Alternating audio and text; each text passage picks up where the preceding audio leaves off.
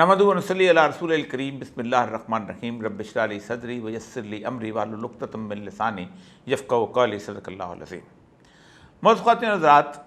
مصر مسلمانوں کی 1400 سال کی تاریخ میں ایک بہت اہمیت رکھنے والا ملک ہے، بلکہ ملک تو اب بنا ہے، یہ علاقہ ہی مسلمانوں کی تاریخ میں بلکہ مسلمانوں سے پہلے آنے والی امتوں کی تاریخ میں بھی بہت اہم رہا ہے۔ اس سرزمین میں بنی اسرائیل نے غلامی کا ایک بہت طویل عرصہ گزارا ہے، اور یہی سرزمین ہے جس نے حضرت یوسف علیہ السلام کو بادشاہت کے مقام پر سرفراز کیا تھا۔ یہیں فرعون کی بادشاہت تھی اور یہیں فرعون غرق ہوا تھا۔ موجودہ مصر نپولین کے بعد کا مصر ہے کہ جب اس نے اس علاقے کو فتح کیا تو اس کو اپنے طور پر اس نے ایک سلطنت میں تبدیل کیا۔ جو لوگ پیرس گئے ہیں انہوں نے دیکھا ہوگا کہ پیرس میں ایک بہت بڑا مینار ہے جو کہ فرعون مصر کا وہ مینار ہے جو اٹھا کے وہ وہاں یادگار کے طور پر لے کے آئے تھے۔ یہاں تک کہ فرعون کی لاش بھی مدتوں فرانس میں رہی اور پھر اس کے بعد اس کو مصر والوں کے حوالے کر دیا گیا۔ موجودہ مصر اور پاکستان کی بہت بڑی مشابہت ہے، لیکن اس سے پہلے کہ میں اس مشابہت کا ذکر کروں، رسول اکرم صلی اللہ علیہ وآلہ وسلم کی آخری دور میں فتنوں کے آغاز کی اس حدیث کا آغاز اور جو پہلا فقرہ ہے جسے اوپننگ سینٹنس کہتے ہیں وہ سناتا ہوں، اور اس کے بعد پھر آگے بات کریں گے۔ آپ نے فرمایا بیضاء الخراب فی الارض حتی تخرب المصر، دنیا میں جب خرابی پیدا ہوگی، جب تباہی پیدا ہوگی تو سب سے پہلے مصر سے اس کا آغاز ہوگا۔ اسی حدیث کے اندر وہ رسول اکرم صلی اللہ علیہ وآلہ وسلم کی وہ مشہور پیش گوئی ہے کہ خراب السند من الہند و خراب الہند من السین، کہ سندھ جو ہے، جو پاکستان کا علاقہ جو اٹک سے لے کے نیچے بحیرہ عرب تک ہے، وہ علاقہ جو ہے سندھ کہلاتا تھا آپ کے زمانے میں، اس کے اندر خرابی ہوگی تو وہ ہند یعنی بھارت اس وقت جو علاقہ ہے اس وقت ہند کہلاتا تھا، اس سے ہوگی، اور ہند کی تباہی اور بربادی جو ہے وہ چین کے زمانے میں ہوگی۔ یہ اتنی زبردست قسم کی پیش گوئی ہے کہ جس کا 1400 سال پہلے تصور بھی نہیں کیا جا سکتا تھا کہ کبھی یہ علاقہ، سندھ کا یہ علاقہ جو کہ مدتوں اس سب کانٹیننٹ جسے بر صغیر پاک و ہند کہتے ہیں اس کا حصہ رہا ہے، آپس میں میل معاملات کے حساب سے، راجے راجوانوں کے حساب سے، یہاں کی ہندو شاہی کے حساب سے، اور کبھی سوچا بھی نہیں جا سکتا تھا کہ یہ علاقہ علیحدہ ہوگا اور پھر اس کی مسلسل جنگ جو ہے وہ بھارت کے ساتھ ہوگی، اور پھر کسی نے یہ بھی نہیں سوچا تھا کہ چین اور بھارت آپس میں لڑ پڑیں گے۔ وہ چین جو کہ دیوار چین بنایا کرتا تھا اور کہا کرتا تھا کہ ہم دیوار چین بنا دیتے ہیں تاکہ ہمیں لڑنا نہ پڑے، ہم اپنی تجارت میں گم رہتے ہیں اور لوگ جو آئیں گے وہ دیوار چین کو ایسے ہم پر حملہ آور نہیں ہو سکیں گے۔ لیکن موجودہ مصر جو ہے دو حوالے سے پاکستان سے بہت مشابہ ہے۔ ایک تو یہ ہے کہ مصر اسرائیل کا پڑوسی ہے اور ہم بھارت کے پڑوسی ہیں۔ مصر میں بھی اسلامی تحریکوں کا آغاز 1920 کے آس پاس ہوا تھا، اور پاکستان اور اس خطے میں بھی خلافت عثمانیہ کے بعد تحریکوں کا آغاز جو ہے 1920 کے زمانے میں ہوا تھا، جب مولانا محمد علی جوہر اور مولانا شوکت علی نے یہاں پر خلافت کی ریوائول کی مہم چلائی تھی۔ وہ ہندوستان جس میں مسلمان غلام تھے، ترکی کے لیے اور اس کی آزادی کے لیے اور خلافت کی بحالی کے لیے تڑپ رہے تھے، اور وہاں اخوان المسلمون کی بنیاد رکھی گئی تھی جو امام حسن البنا نے رکھی تھی۔ مصر میں روس کا انفلوئنس، سوویت یونین کا انفلوئنس آیا تو وہاں پر ایک فوجی انقلاب کے ذریعے شاہ فاروق کا تختہ الٹ دیا گیا اور جمال عبد الناصر وہاں پر آ گئے۔ لوگوں کو دبانے اور تحریکوں کو دبانے اور خاص طور پہ عوام کی رائے کے اندر اگر کسی قسم کی مذہبی کیفیت تو اس کو دبانے کے لیے امریکہ اور روس دونوں ایک ہی طرح کے ہتھ کنڈے استعمال کرتے رہے ہیں۔ خواہ روس کا تاجکستان ہو، ازبکستان ہو، کرغزستان ہو، قزاقستان ہو، یا پھر امریکہ جو ہے وہ افغانستان ہو، عراق ہو، شام ہو، سعودی عرب، ان سارے علاقوں کے اندر اور ایون پاکستان کے اندر امریکہ نے جس طرح ان حکومتوں کو مدد فراہم کی جو کہ ڈکٹیٹرز تھیں، اور اس کے ساتھ ساتھ اسلامی تحریکوں کا قلع کما کیا۔ تو اسی طرح جمال عبد الناصر نے خاص طور پر اس اخوان المسلمون کو کچلنے کی کوشش کی، لاکھوں لوگوں کو شہید کیا گیا اور کئی ہزار لوگ تھے جو آج بھی مسنگ پرسنز ہیں کہ جنہیں اٹھا لیا گیا، پھر ان کا اتا پتہ نہیں چل سکا۔ جیل خانوں کی صحبتیں اس طرح کی تھیں کہ زینب الغزالی کی روداد قفس پڑھنے والی ہے کہ اس عورت نے جس طرح اس قید خانے کے اندر زندگی گزاری ہے، یوں لگتا ہے کہ جیسے کوئی چنگیز خان کا زیر زمین تہ خانہ تھا، اور اس میں صرف تنہا نہیں چھوڑا گیا تھا بلکہ صحبتوں، بلاؤں اور آفتیں کو ان کے پیچھے لگا دیا گیا تھا تاکہ یہ عورت جو ہے کسی نہ کسی طور پر ٹوٹ جائے۔ سید قطب جو کتنا بڑا نام ہے، جس کے بارے میں کہا جاتا ہے کہ ان کی فی ظلال القرآن نے پورے اس خطے کی تحریک کو بدل دیا اور پورے اس خطے کے اندر ایک ایسا شعلہ جوالہ پیدا کر دیا کہ وہ مسلمان جو 300-400 سال سے اس بات پر لگ گئے تھے کہ اسلام تو بس کھانا پینا، لوگوں کو کھلانا اور اس کے ساتھ عبادات کرنا ہے اور خیرات کرنا ہے، انہوں نے اس کو بدل کے رکھ دیا، اور ان کی فی ظلال القرآن جو تفسیر ہے وہ ویسٹ کے اوپر اتنا بڑا نوحہ ہے ویسٹ کا، اور اتنا بڑا تماچہ ہے کہ اس کا آپ تصور نہیں کر سکتے۔ کہا جاتا ہے کہ ان کی فی ظلال القرآن انہوں نے اس وقت لکھنا شروع کی جب وہ جیل میں بند تھے، اور مولانا مودودی کی کتب جو تھیں وہ ان کو میسر آئیں، اور پھر مولانا مودودی نے جو تصور دیا تھا انقلاب کا اسلام کا، جو کہ گزشتہ 600-700 سال کے مسلمانوں کی تاریخ میں ختم ہو گیا تھا، اور اس کو تبدیلی اور اس کو دین کو نافذ کرنے کا، وہ وہاں تک پہنچا۔ اور کیرن آرمسٹرانگ کی جو مشہور کتاب بیٹل فار دا گاڈ ہے، خدا کے لیے جنگ، اس میں انہوں نے لکھا ہے کہ یہ لٹریچر جب وہاں پہنچا ہے تو پھر عرب کے اندر اخوان المسلمین، حزب التحریر، یہ لوگ جو ہیں وہ آگے بڑھ گئے۔ آج کا پاکستان اور آج کا مصر تقریباً برابر کی صورتحال پر موجود ہیں۔ اس کی ایک وجہ یہ ہے کہ ناصر کا مصر روس کے زیر اثر تھا، سوویت یونین کے زیر اثر تھا، اور پھر اس کے بعد انوار السادات کا مصر جو تھا وہ امریکہ کے زیر اثر آیا، اور پھر امریکہ نے اپنے پنجے وہاں پر جما لیے۔ اور پاکستان کی تو کہانی پیدائش سے لے کے اب تک خالصتاً امریکہ کی غلامی کی کہانی ہے۔ آپ کو یاد دلا دوں کہ قائد اعظم محمد علی جناح کے جو چند لوگوں کے ساتھ اور چند علاقے کے لوگوں کے ساتھ رابط تھے، ان میں سے مفتی اعظم فلسطین امین الحسینی کے تھے، اور ان کے وہ خطوط آج بھی ملتے ہیں جو فلسطین کی جدوجہد کے زمانے میں تھے۔ اور قائد اعظم نے اس خطے کے اندر ہونے والی جنگ کے بارے میں تبصرہ کرتے ہوئے کہا تھا کہ یہ جو اسرائیل 14 مئی کو بنا ہے، it's a bastard child of Europe, یہ یورپ کا ناجائز بچہ ہے جو یہاں پر بنا دیا گیا ہے۔ انوار السادات کے بعد ایک طویل عرصہ حسنی مبارک وہاں پر برسر رہا، اور لیکن آہستہ آہستہ لوگ اٹھتے انہوں نے ایک موومنٹ چلائی، اور اس کو مرسی جو تھے وہ 65% ووٹ لے کے برسر اقتدار آ گئے۔ اسی طرح ذوالفقار علی بھٹو، اگرچہ کہ وہ اس طرح کی اسلامی صورتحال نہیں تھی، لیکن اس کے کچھ اقدامات ایسے تھے جنہوں نے پورے یورپ کو اور پورے امریکہ کو یہ باور کروا دیا کہ اس شخص کے اندر ایک ایسی اسلامک روح ہے کہ جو کسی بھی وقت مسلم امہ کو اکٹھا کر سکتی ہے۔ آپ سوچ سکتے ہیں کہ اس نے اسلامک کانفرنس اس وقت بلائی ہے تو اس میں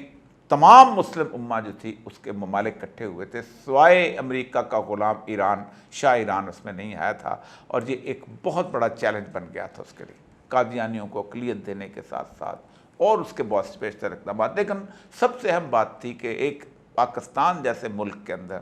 جس میں قرارداد مقاصد ہے، جس میں ایک اسلامی آئین آ چکا ہے، وہاں ایک جمہوری مملکت کا نمائندہ اور ایک ایسا آدمی جو لوگوں کے دلوں کی دھڑکن ہے، وہ کیسے رہ سکتا ہے؟ تو دو تقریریں میں آپ کے سامنے رکھتا ہوں، پھر آج کے دور کے اندر آتے ہیں۔ ایک تقریر ہے 1977 کی 6 جولائی کی ضیاء الحق کی، اور دوسری تقریر ہے 2013 کی جنرل سیسی کی۔ دونوں تقریریں یہ ہیں کہ مرسی، اس نے کہا کہ مرسی جو ہے یہ ایک پاپولر تھا، جمہوریت کا آدمی تھا، یہ لیڈر تھا، تم نے سلیکٹ کیا، لیکن 1 سال میں اس کی کارکردگی اتنی بری تھی کہ اب یہ عوام کے دلوں میں اپنی جو ہے وہ جس قوت کھو چکا تھا، اور لوگ اس کو پسند نہیں کرتے تھے، اور اس ملک کے اندر حالات خراب ہوتے جا رہے تھے، اور اگر اس کو مزید رکھا جاتا تو اور مزید خراب ہو جاتا۔ یہی تقریر ضیاء الحق کی آپ سننے والی ہے کہ اس نے کہا کہ اگرچہ کہ ذوالفقار علی بھٹو کی حکومت جو ہے وہ ایک جمہوری حکومت تھی اور وہ لوگوں میں پاپولر تھا، لیکن وقت کے ساتھ ساتھ جو بھٹو کی مقبولیت ہے وہ بالکل ختم ہو گئی تھی۔ ضیاء الحق کے برسر آنے کے بعد بھی وہ تمام قوتیں جو اسٹیٹس کو کی قوتیں تھیں، انہوں نے ان کی ضیاء الحق کو سپورٹ کرنا شروع کیا، اور اس میں سعودی عرب بھی شامل تھا، جس میں اردن بھی شامل تھا، جس میں باقی لوگ بھی شامل تھے، وہ سب چیزیں بھول گئے۔ جبکہ 77 کی موومنٹ میں آپ کو یاد ہوگا کہ ریاض الخطیب سعودی سفیر ہوتے وہ آیا کرتے تھے اور وہ ضیاء الحق اور ان لوگوں سے ملاقات کیا کرتے تھے، اور ضیاء الحق کے آنے کے بعد اور ایکٹیو ہو گئے۔ مرسی نے جب تختہ الٹا تو سعودی عرب نے 5 ارب، کویت نے 4 ارب اور متحدہ عرب امارات نے 3 ارب دیے۔ مرسی کے اقتدار میں آنے کے بعد مسلم امہ کے ڈکٹیٹرز کے سامنے ایک مثال جو ہے وہ پیش ہوئی کہ کس طرح ہم اتنی بڑی عوامی طاقت کو کچل کے رکھ سکتے ہیں۔ آج سے 6-7 سال پہلے 2018 کے 13 دسمبر کو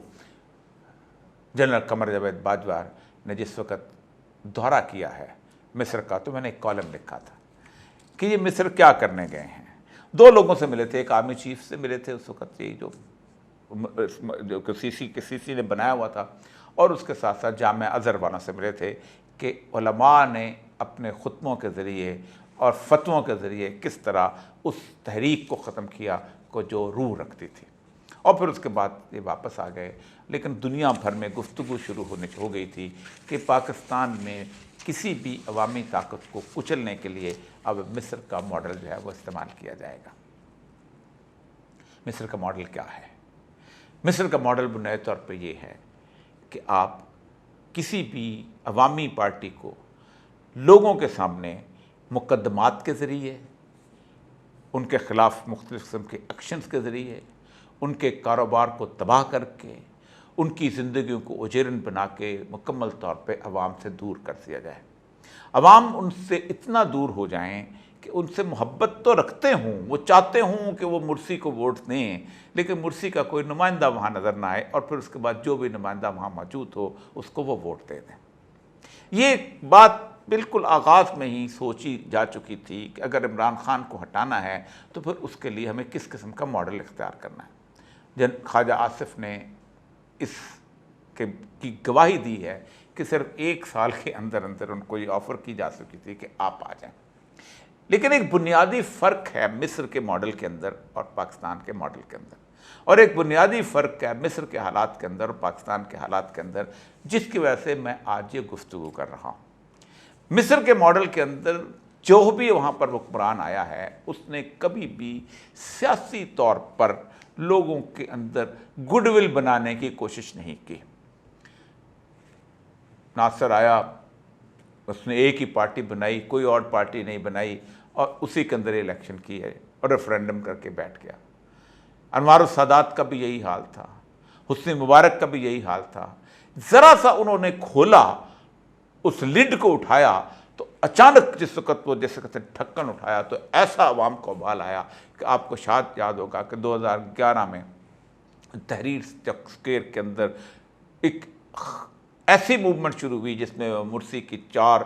جھنڈے والی جو تھی، 4 ہاتھ انگلیوں والے جو جھنڈا تھا پیلے رنگ کا، اور اس کے اوپر رسول اکرم کی حدیث بڑی شاندار ہے کہ دیکھو جب مصر میں